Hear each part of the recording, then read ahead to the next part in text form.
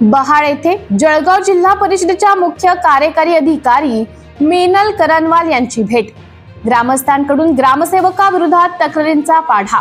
बहाळ तालुका चाळीसगाव येथे दिनांक 26 मे 2025 रोजी लोककल्याण महिला प्रभाग संघाच्या कार्यक्रमासाठी जळगाव जिल्हा परिषदेच्या मुख्य कार्यकारी अधिकारी मीनल करनवाल यांनी भेट दिली।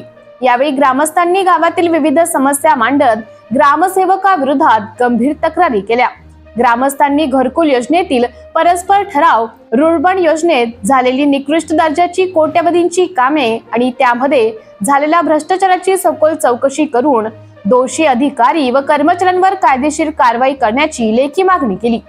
विशेषतः ग्रामसेवकाने स्वच्छेने व गावाच्या परवानगीशिवाय घेतलेल्या निर्णयांविषयी ग्रामस्थांनी नाराजी व्यक्त केली।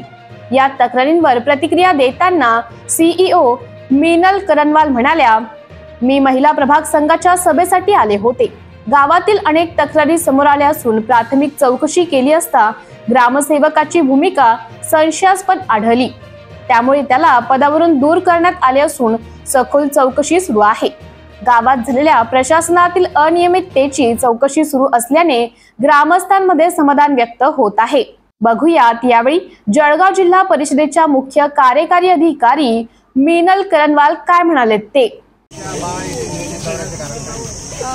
बहाळला आज इथे लोककल्याण प्रभाग संघाचा महिला प्रभाग संघाचा कार्यक्रम होता। त्यांची वार्षिक सर्वसाधारण सभा होती, त्याच्यासाठी मी इथे आलेली आहे। आणि बाकी आजूबाजूलाही ग्रामपंचायतीला इथे पण तक्रारी आहे। आजूबाजूला ग्रामपंचायतीला आमचे भरपूर आवाजचे घरं चालू आहे किंवा PHC चालू आहे, त्याने पण मॅम गावामध्ये विविध कामं झाले रुबल योजनेअंतर्गत, तर नागरिकांनी आपल्याकडे तक्रारी केली संबंधित ग्रामसेवक संदर्भात आणि ज्यांनी ग्रामपंचायतीमध्ये निकृष्ट दर्जाची कामे केली आहेत, भ्रष्टाचार झालेला आहे गावात, अशा अनेक तक्रारी आपल्याकडे प्राप्त आहेत। त्यावर आपण काय उपाययोजना केल्या?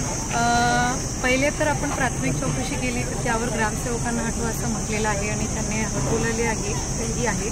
त्याला चार्जी काढून घेतो आणि जे काय आता अजून मुद्दे गावकऱ्यांनी माझ्याकडे उपस्थित केले आहेत त्याला घरकुलाच्या व्यतिरिक्तही त्याची चौकशी बुधवारी मी सगळ्यांना माझ्याकडे बोलवली आणि तेही विस्तारित होते। ओके, धन्यवाद। सत्यकाम न्यूज उपसंपादक कल्पेश महाजन।